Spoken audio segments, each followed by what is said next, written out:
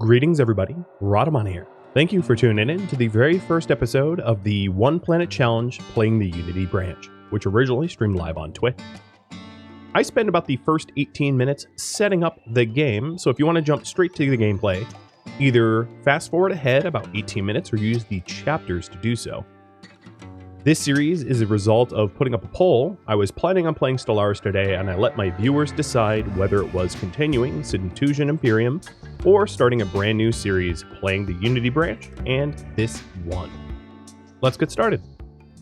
The reason I'm not continuing the Centusion Imperium is it lost in the polls. Stellaris has had a major update since the last episode or last stream of Centusion Imperium. It is the 3.3 Unity update, significantly changing the way Unity is used and generated in Stellaris.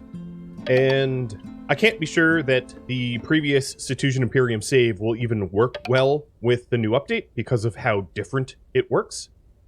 So instead, we're going to start a new series.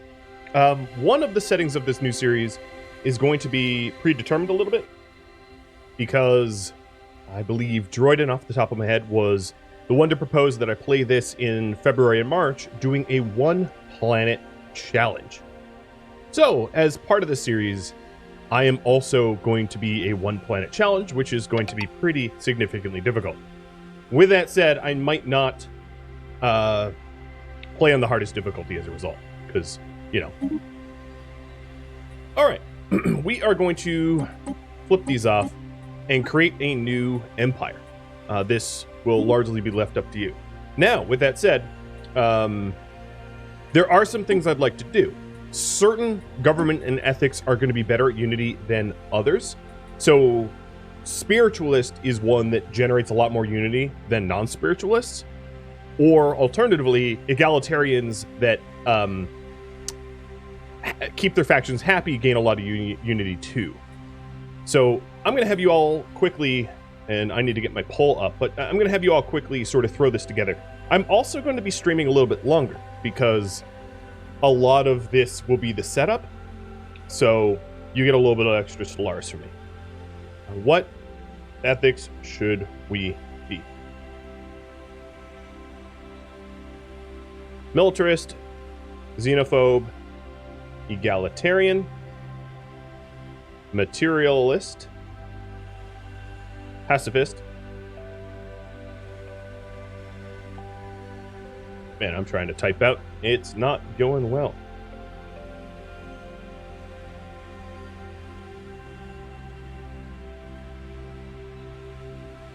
Sorry for the delay. Pacifist, xenophile, authoritarian, or spiritualist. So here are the 8 choices right above my head, and we can pick up to 3, but I'm going to leave it up a little while. I'm going to make some of the other decisions that I want to make, but leave some of the other ones to you all. So if we take a look at our species here, I have played multiple aquatics. I was leaning towards maybe going Plantoid, possibly. There's some origins that might be interesting going Plantoid, but I guess I could leave that up to you as well. We are going to be the Yadarians.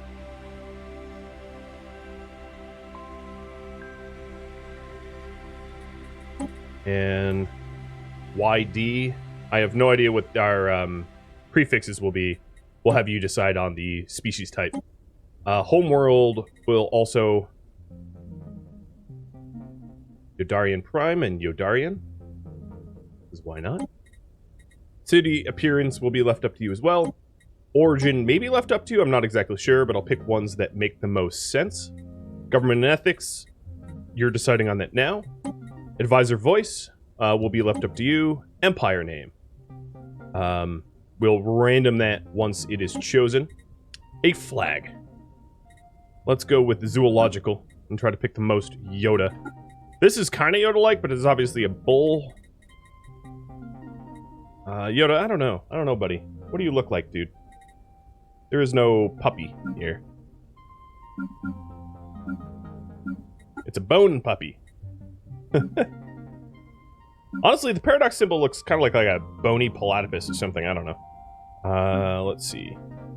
Maybe in the domination.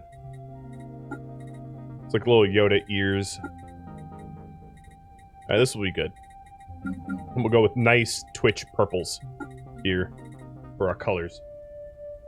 Alright, looks to me like militarist, spiritualist is what we're leaning towards. So let me pick those. Alright, next up, we are going to have our origins. So if we're a spiritualist, obviously the origins that involve machinery doesn't make any sense. I think the way that the Unity update has introduced the improvements to the planets, it's probably best that we have a normal planet and not a relic world or a Gaia world or a shattered ring world. Also keep in mind that this is a one planet challenge, so, you know, I'm gonna just include what I think makes most sense. So we can do On the Shoulder of Giants, which what that does is it gives you a little bit of a head start of tech, giving you a bunch of archaeological sites that help you unlock technology where you started. We could do...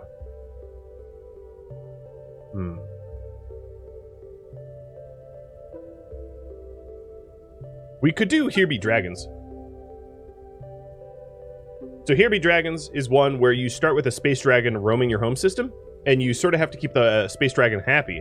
One of the advantages of Here Be Dragons is if we are a one-planet challenge, our only planet that we have is being guarded by a dragon. But that dragon can sometimes be hard to keep happy. It can get fussy. We can also do Galactic Doorstep, which gives you a gate in your homeworld. And let's see. What else would make sense? I guess Properous Unification for just a pop bonus.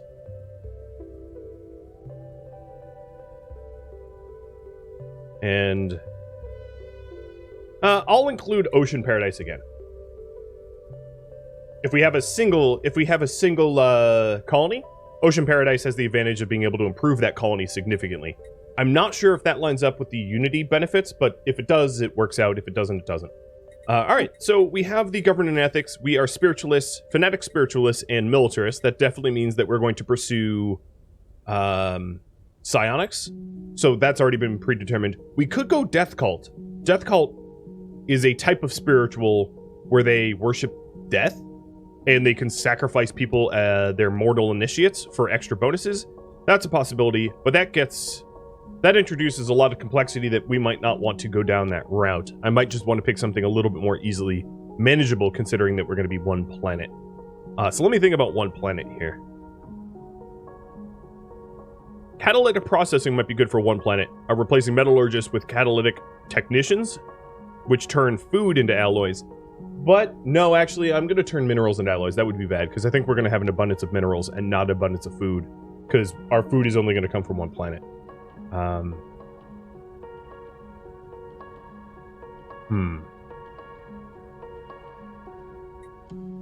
looks like Here Be Dragons is kind of an overwhelming majority there. So let's get a government type.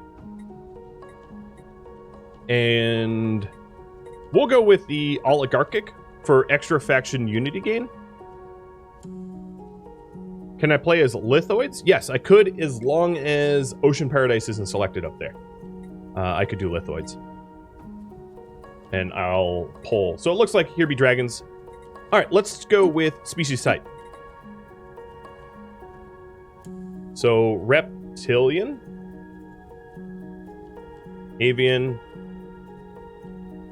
arthropoid. I'm just going to call it arthropod. I'm going to have some spelling mistakes because I'm just speeding through this. Now, there are some extra bonuses if you go fungoid to plantoid, which could change the origin.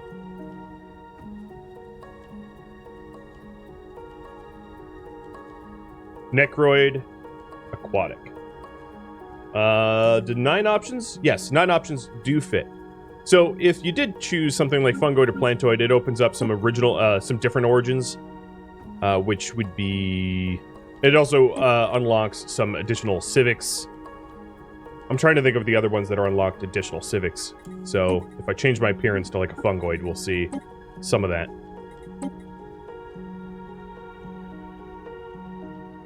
But that doesn't necessarily... So Idyllic Bloom is something that only Fungoids or Plantoids can have. There's others in here too. Some that are specific to lithoids or specific to necroids or aquatic. I really don't care. It could be up to you. What I do need to do, so now that we have an oligarchic, yeah, I definitely want to stay with an oligarchic government, because the Empire Sprawl penalty is not that big of a deal for a single planet. Imperialistic is good for the power projection, which does produce more unity, but I think I'm going to get more unity out of oligarchic. So if we have an oligarchic government, we'll be the Divine Yodarian Commonwealth. I kind of like that. Yeah, I like it. And it looks like you guys kind of want me to be Plantoid. I could get behind that. So the most Yoda-looking Plantoid would be this guy. Easily, hands down. All right. We're just about ready to set up. I do need to still pick traits. I don't care about the name of the ruler, because the ruler will be elected every 20 years. The ship appearance is going to be Plantoid. There it is. And then, let's change the room here to be kind of a more Plantoid room. Fitting the theme, yeah. That's a little Plantoid, I think. Some Plantoid clothing. Yeah, looks like leaves. Of course, the leader always changes. Alright, what else? Anything I've left out? Faith manages. Okay, that's the... So we need to pick civics now. Let me try to pick ones that are going to benefit us both best. So we could do Death Cult. We could do Environmentalist. That would help keep our planet from having to produce a lot of consumer goods. We could do like... The problem with Idyllic Bloom is that's really only ideal when you're colonizing other planets, which we are in the One Planet Challenge, and I should probably reflect that in the title, and I'll do that in a minute.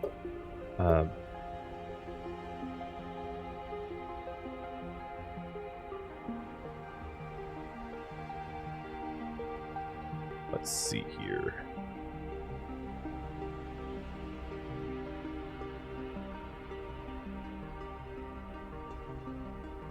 Exalted Priesthood. That will allow the capital buildings to produce high priests that add unity. And Byzantine Bureaucracy, which allows unity to be built up from bureaucrats. So we are the Holy Tribunal. Alright, I think we're done. I think that's everything. Cool. Now for the details. I like small galaxy sizes because they're more manageable. Galaxy shape could be elliptical, Empires max, Marauders and Fallen max. Tech tradition cost, normal, habitable worlds. I can even lower this because who cares, we're not colonizing other worlds. Crisis strength is normal. 23 and 26 for mid and end, with 28 as the end. Crisis will be random. Difficulty. I'm going to have you guys decide this. So what difficulty? Keeping in mind that it's one planet.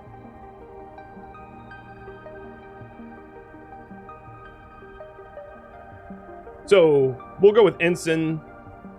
I'm not even going to bother with Cadet. Cadet's just too easy. So Ensign is, to explain, Ensign is the AI has no bonuses, and then it works up bonuses from there, where the AI gets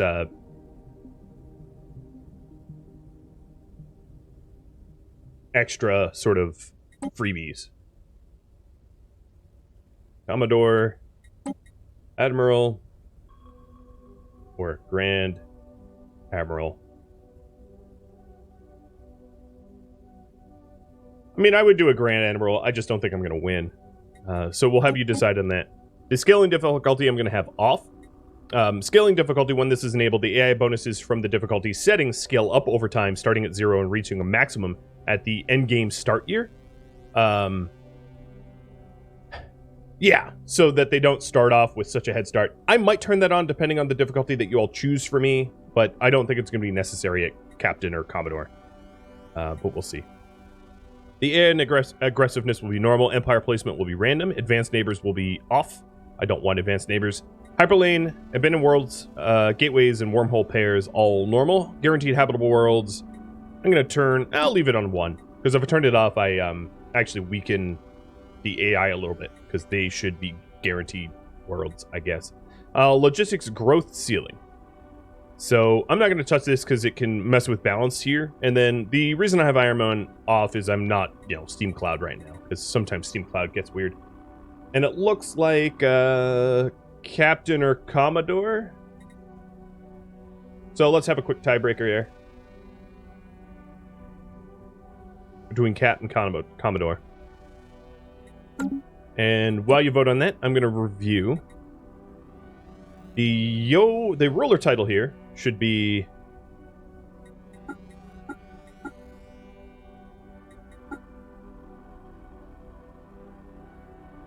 Yeah, whatever. Doesn't really matter. High Inquisitor works for me.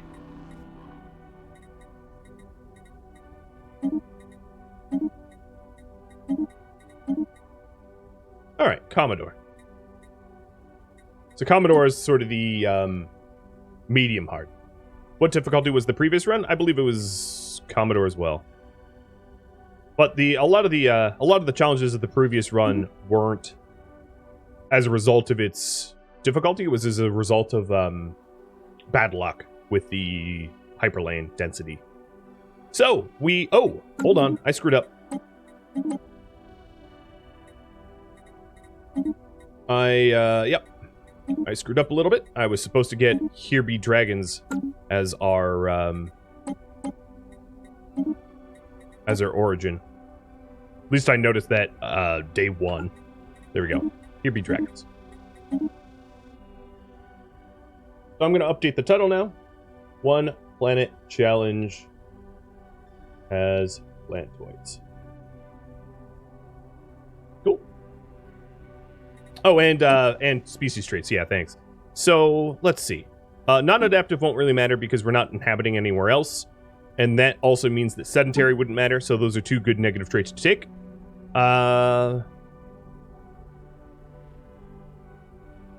We could take radiotrophic or phototrophic, replaces 50% of the base food upkeep with energy upkeep, or budding. Budding might be good. We're going to get a very big planet very fast. Each pop working as a slave. No, we're not going to have slaves, though. Conform... So if we want unity, we should go traditional. I do want to get ahead of tech, so I'm going to go intelligent, and then the last here might be rapid breeders. We'll try to fill our planet. I'm going to use habitats or only truly one planet. I don't know. I could leave that up to you once I get habitat tech. All right, so let's review just to make sure I've got everything. We're Plantoids. We have a name. We have our name list. Let's go with Plantoid name list, though. So, Plantoid 3, I don't really care. Traits are done. Homeworld, let's go with the tropical world. That makes sense for a Plantoid. City appearance, we'll go with the Plantoid cities. Origin, here be dragons. Governments is a holy tribunal. Fanatic spiritualist, militarist. Advisor, empire name. The flag. The appearance.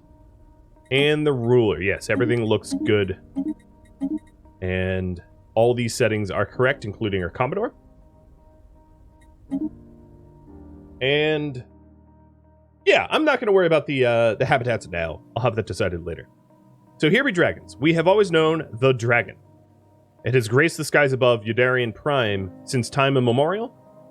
Our early interactions with it scattered throughout Yodaran folklore, and it is here. This is our dragon. Our sky dragon that's going to keep us safe. So before I even unpause, let me analyze. We have one Spark of Genius researcher, and I'm going to throw them into physics. No. Yeah, I'm going to throw them into physics instead of engineering. Our societal researcher is going to be that Habitat, the New Worlds, which is worthless to us because we're one planet. And then Mr. Huckleberry. I also, just to remind you all, am going to be doing a whole lot of raffling for names and stuff. So I just queued up the raffle now. So if you want to be eligible to be named after some of the starting leaders and whatnot.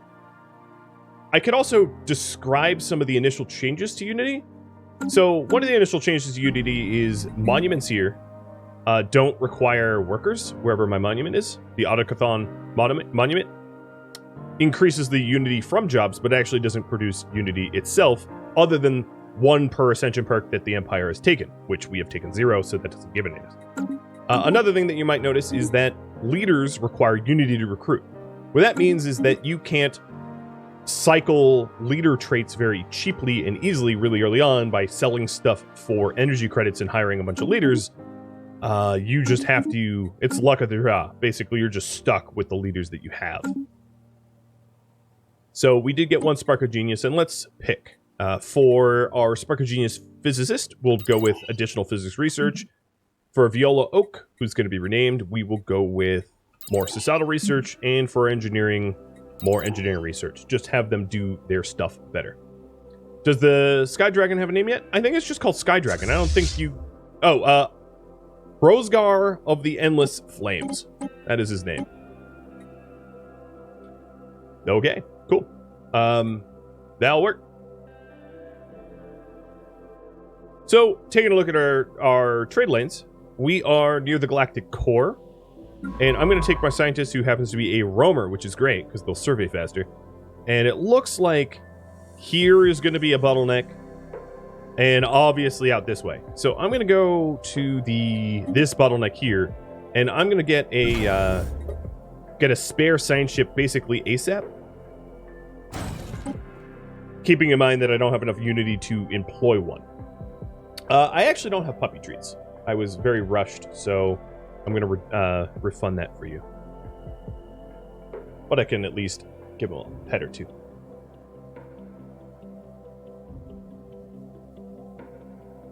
I'll try to get puppy treats here in a minute.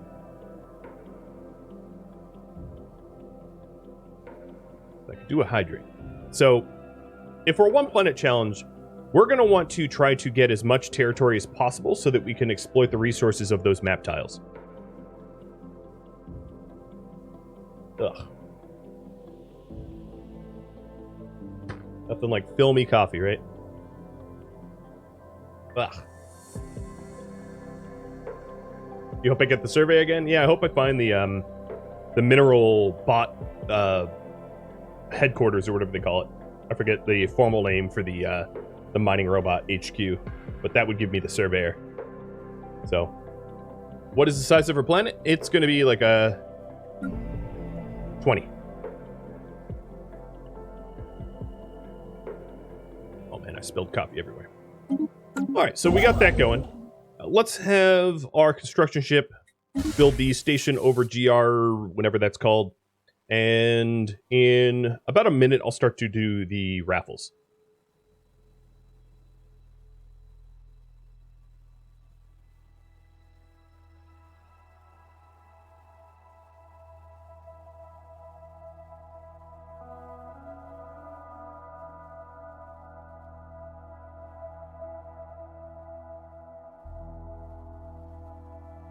So now, we've gotten underway.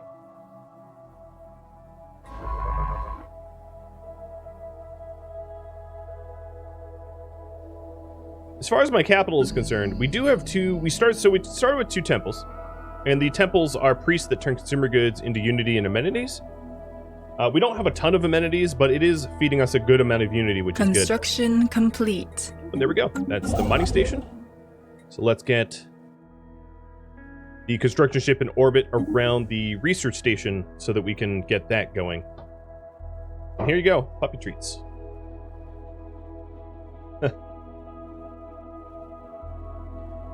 All right, here we go. The first raffle we'll start with the governor. So our governor is a eager governor, so cheaper to upkeep, but that's pretty much his only benefit. And before I even do that, let's recruit yet another scientist. So I'm going to recruit a meticulous one to raise our chance for anomalies, employ him, and have him go north, or what I'm going to call north.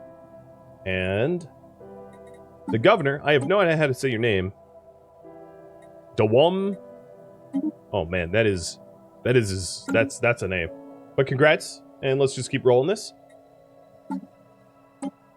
One scientist is Fangface. Shona is going to be yet another, the surveyor. Jamni, you are the genius. And then Exarch and Mr. Huckleberry, Zach Dyer. There it is. So I have consumed 200 of my Unity to hire that second scientist. Unity-based starts here are going to have a faster start. So the fact that I am a spiritualist focusing on Unity actually gives me a bit of an edge early on. Keep in mind that the AI are it's Commodore difficulty. So even if I have an edge, the AI starts with a big bonus.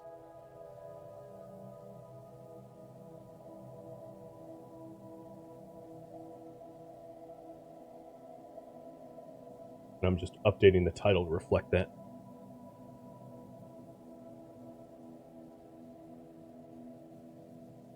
Okay, there we are. Yeah, I'm hoping I don't get locked in syndrome. That would be hard to deal with, for sure. So my capital has 2 available jobs, 10 available housing, which is quite a lot of housing. It looks like it's going to be best as a generator, but the thing is, it's going to be my only planet, so it's going to have to serve, it's going to have to supply my empire with everything I need. And we have these Cybrex.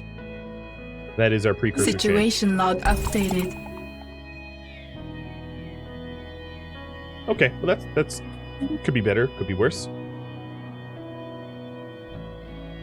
And we also have discovered remnants of the alien remnants and an archaeological site target from orbit. System survey complete. Okay, let me pause it for a second. So, first contact protocols, I'm going to have you all vote on this. I will put this up here. So there's the peaceful, the cautious, and the aggressive.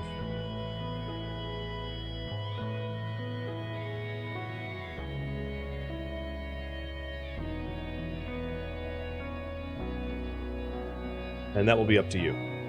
So we're more likely to make friends with peaceful, we're more likely to make enemies with aggressive, and then cautious is somewhere in between, but it makes it harder to contact them.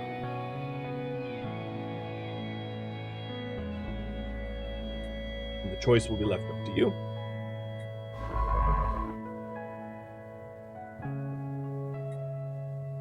Taking a look at my traditions, I also have enough to unlock my first tradition, but instead of actually spending it unlocking my first tradition, I would rather get yet another scientist. So I'm going to get a computing scientist. This computing scientist is going to be named Narf Narf Nar. Where'd you go? There you are. Taking a look at my technology, I'm going to actually put the computing scientist into the physics slot, and then put the societal researcher as the genius, and then I'm going to have Exarch float as a new science vessel to do surveying. And it looks like you guys want cautious. Got it. All right. The next question. First tradition. So our first tradition, I'm not going to have a lot of different choices. It's going to be discovery or harmony or supremacy. Discovery, because it's kind of ideal for an initial one because it helps jumpstart your research and survey planets. Harmony, because we're spiritualists, and supremacy, because we're militarists. So those are those options, and in 3 months' time, we will have them unlocked. Oh, and I just found, oh boy. Yep, so... Ooh, no, this is not what I thought it was. Initially, I thought this was another empire, but it's not. These are amoeba. So I haven't found a neighbor yet, which is good, because that would be kind of a problem. But let's have our little envoys start to try to make first contact. I don't believe I can name envoys, unlike all the other leaders, because they don't count quite the same way. System survey complete. And here at home, I would like an Autochthon monument. So what I'm going to do is I'm going to actually sell off some resources here to buy minerals for a monument, and that will help boost our Unity 5%. Okay, you guys want discovery as a first tradition. Got it. Thank you for voting. If you have any questions, let me know. This isn't exactly a tutorial. I have tutorials up on YouTube, so I'm going to be racing through this, but trying to explain as best I can the decisions I'm making. So, first tradition, that was fast. Adopting, oh, that's diplomacy, so I'm glad I didn't hit yes. Adopting discovery will give us Map the Stars, which is an edict that we can enable for Unity now. It's different and has upkeep. But for Unity, which will increase our chance to find anomalies. So let me show you that. So here are our edicts, and you have the edicts fund. The edicts fund is basically the amount of Unity that you have to get sort of free upkeep for an edict. And then you can also see the upkeep cost. So if I do Map the Stars right now, it doesn't eat into my Unity because my edicts fund can pay for Map the Stars, which is very different than previous versions of Stellaris, where it would have an upfront cost and not an upkeep cost. So it's very cool, but there's also no cap to the edicts that you can have. You can just keep adding more edicts. It just means that you start eating into your Unity production. And we have found a tropical world. So this was our guaranteed world there that we're not going to be using. So what I'm going to do with Exarch here is I'm going to have Exarch go northwest, and Fangface will go northeast. I'm not so concerned with Vermilion or whatever that world is called, because they're guaranteed mine, more or less. Construction complete.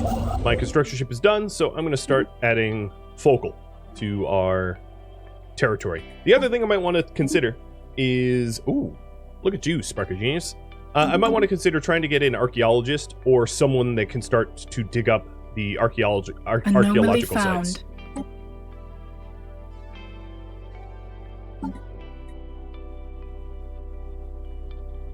So our Inquisitor gives extra minerals and makes building speed faster and makes it cheaper, which is kind of nice. And then our agenda is slave pop output is increased, which is completely and utterly worthless to us, unfortunately, because we don't have any slaves, and I doubt we will, because we're not authoritarians.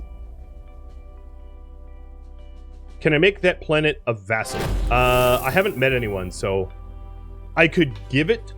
I could colonize it with, like, a vassal, I guess, but that would be really challenging and include a lot of border gores, so it's not likely to ever happen.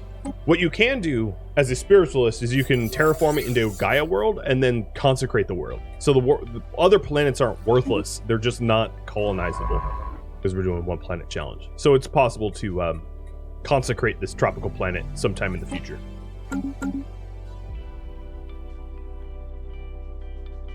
Construction complete. All right, and there's Focal. I'm going to mine. I also want to add that other Spark of Genius.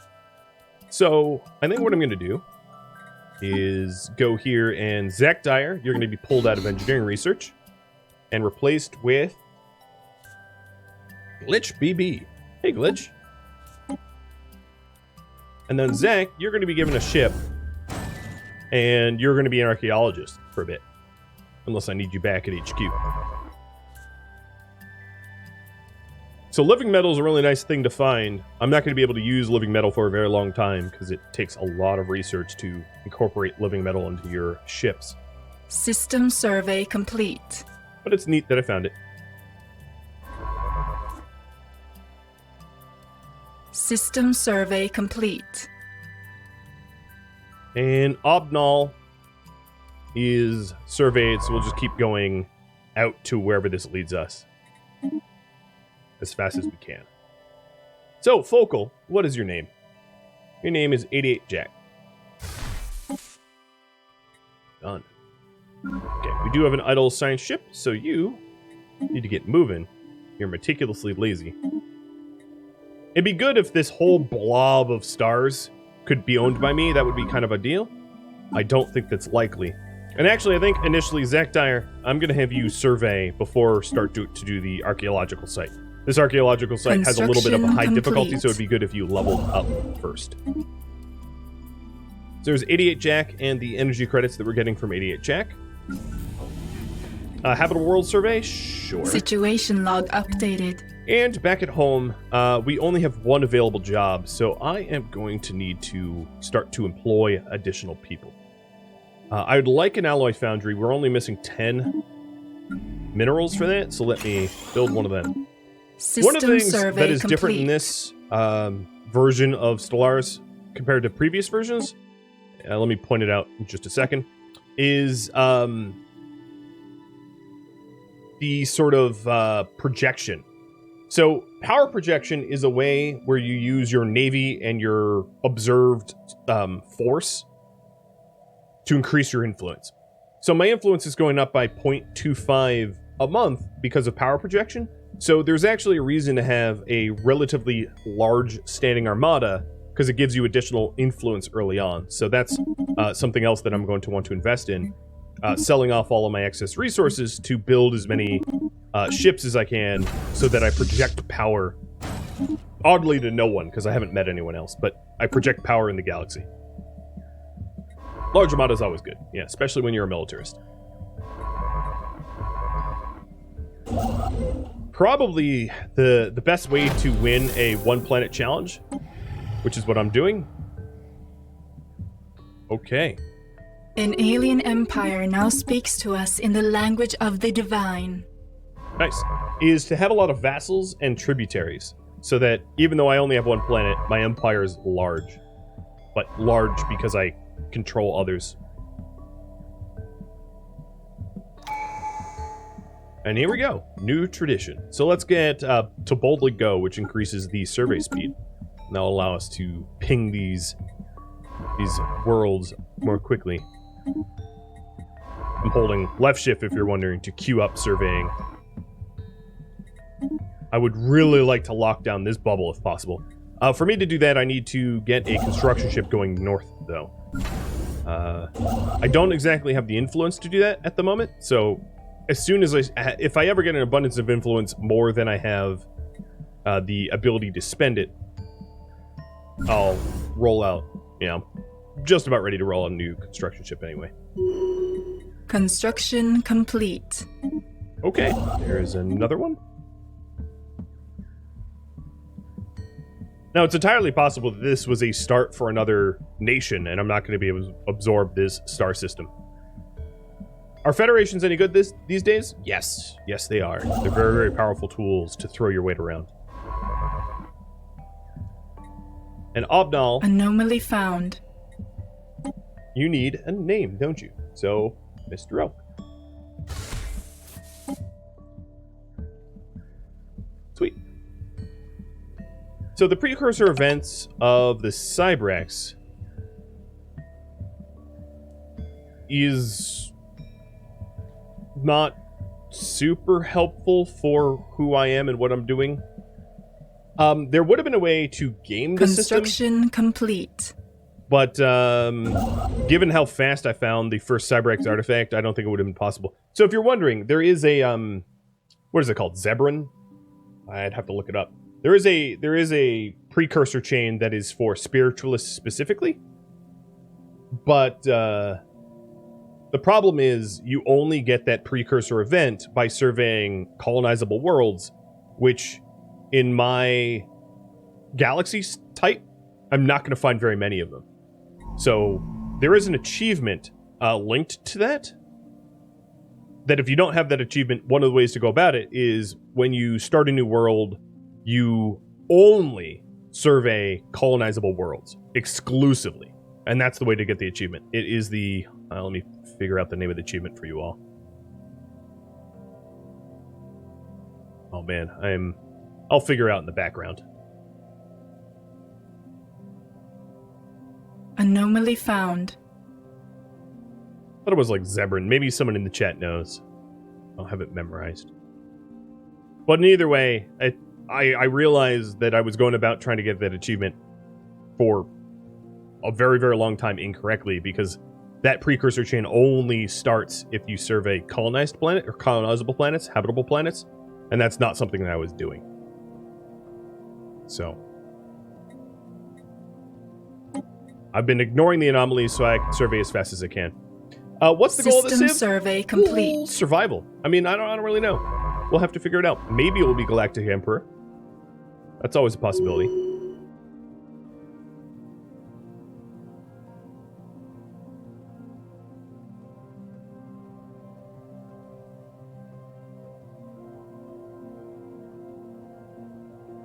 Yeah, I can't find that the achievement right now. I'm not going to bother. System survey complete. All right, we're getting a good amount of surveying done, and then because we're a Unity-based and Unity-focused Civ, we're getting a lot of Unity for traditions, which is great.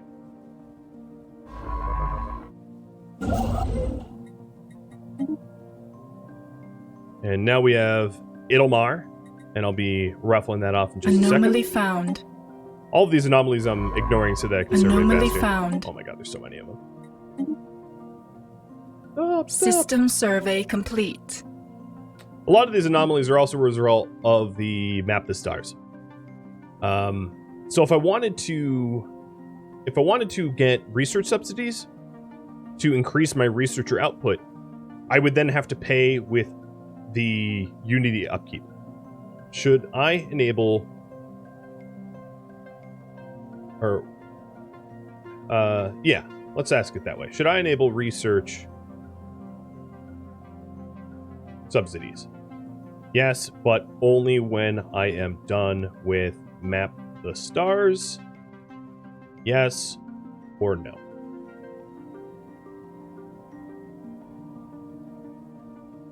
So Map the Stars is using 14 of my Edict Fund. So if I do research subsidies now, it will eat into my monthly Unity gain. I can either do it now and just spend the Unity, Anomaly found. or wait until I'm done with Map the Stars, meaning that I wait until I'm sort of done surveying and I start bumping into neighbors, or just don't bother doing it at all. Ooh, an abandoned gateway. Not bad find. Not a bad find. You really liking this new system? I do too. I really do, a lot. I did think that that Unity needed a big overhaul because Unity was basically just traditions and ascension perks. Construction complete. Which is to say that it wasn't a very fascinating system to grind, and there wasn't really much of an advantage to go becoming a Unity-focused Civ. But now Anomaly found. there's a huge purpose to focusing Unity, and it makes spiritualists particularly more powerful. Does the new update affect games without the DLC? Yes. Oh, absolutely. It affects every game that you're ever going to have. It has nothing to do with any DLCs. This Unity update redesigns Unity for every version of Stellaris. I don't know how it is balanced late game because I haven't played enough of the Unity update to know that. But early game, it significantly changes the speed at which you can employ and deploy scientists and surveyors alike. So that's pretty significantly different. Right, let's go and continue with Corvettes to try to get our influence up. So now, as you can see, my power projection is 0.32, up from 0.25. And the more Corvettes that I add to my armada, the more power projection I will have, and therefore the more influence they'll have. And it looks like you guys want me to enact the research subsidies when I'm done with Map the Stars. So Map the Stars also gives me hyperlane detection range and survey speed, which is also very nice. And I feel like at this point I have almost every anomaly found for precursor activity. Yeah, I have 1, 2, 3 of them already. Holy cow. Busy scientists. I think once I lock down these 2 points here, preventing left to right travel for other System survey complete. empires, I'll start to grab the north here. And I'm really starting to get itchy trying to grab that north. How big can you build on one planet? It depends on your Ascension perks and the new Ascension planet improvement mechanics. And I can't show you that now. I need to unlock 3 Ascension perks for that to even start to kick in. System survey complete. But we'll get there, hopefully. We're getting a lot of traditions really quick, so.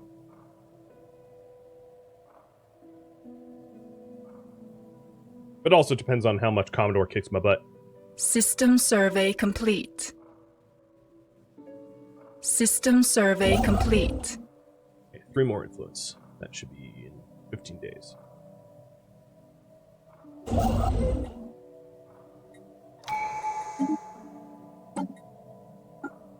And this is the science division, so scientists can level up that higher and Anomaly give me found. research alternatives. Here's more precursor activity.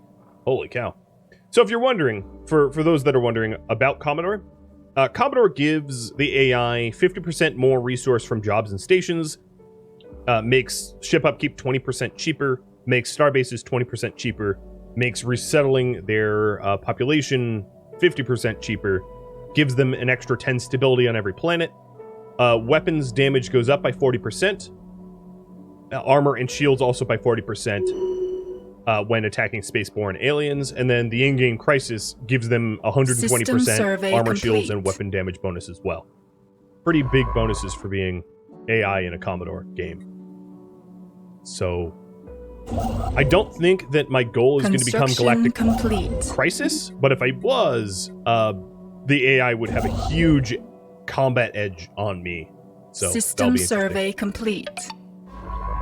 Zach Dyer's done. I'm gonna have Zach Dyer start filling in the mystery middle here, while my initial surveyors branch out to the edges. And Krillo, thank you for the bits. Twitch isn't letting you sub at the moment. Yeah, there's been some issues with subs. Recently there was on Twitch support. Twitter account was like saying not too long ago that there was an issue with the subs. Bit of a bummer, but thanks for the bits. And welcome. Once I run out of subscribers in the chat to be eligible for things to name, I'll open it up to all viewers. Found. And that reminds me, Idelmar and Yujim, or whatever it's called, needs to get raffled. So here we go. Mahai Goku. And Leb.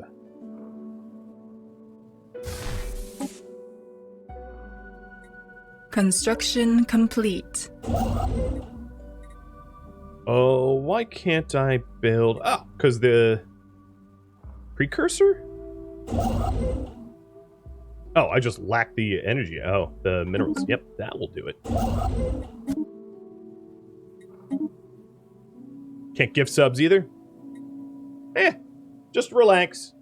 Enjoy the show, don't worry about that.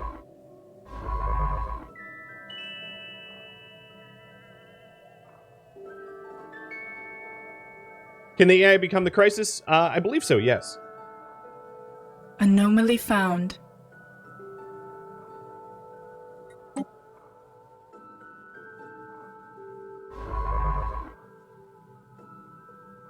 So I don't think that there's anyone in here.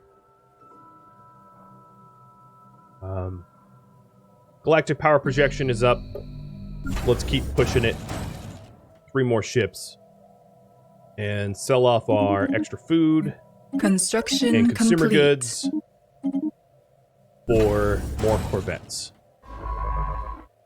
Military, military, military.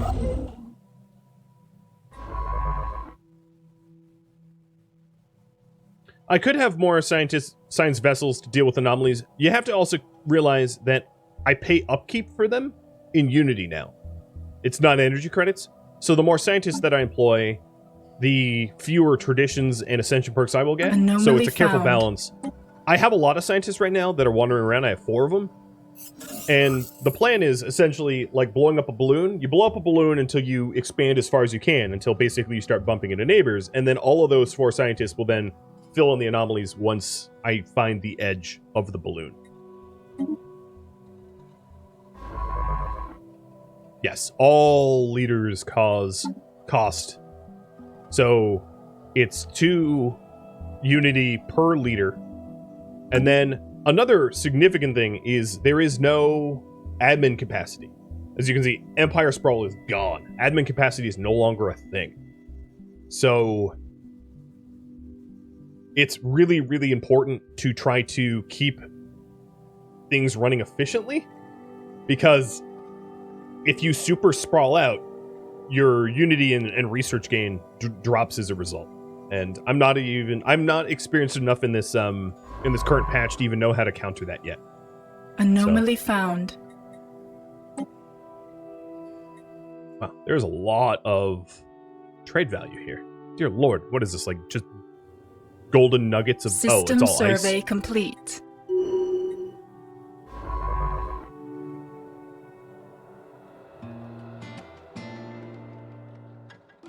Thank you for tuning in to the Stellaris One Planet Challenge, playing the Unity 3.3 beta branch that is out for testing. If you have any feedback or questions for me, let me know in the comments below. If you would like to catch a live stream of mine, Rhadamant.com has my stream schedule and countdown timers to upcoming streams, and Discord has events, which contains my upcoming streams as well.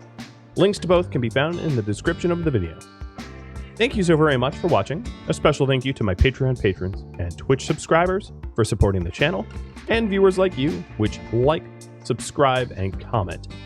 I hope to catch you next episode or an upcoming stream. Farewell, Spacefarers.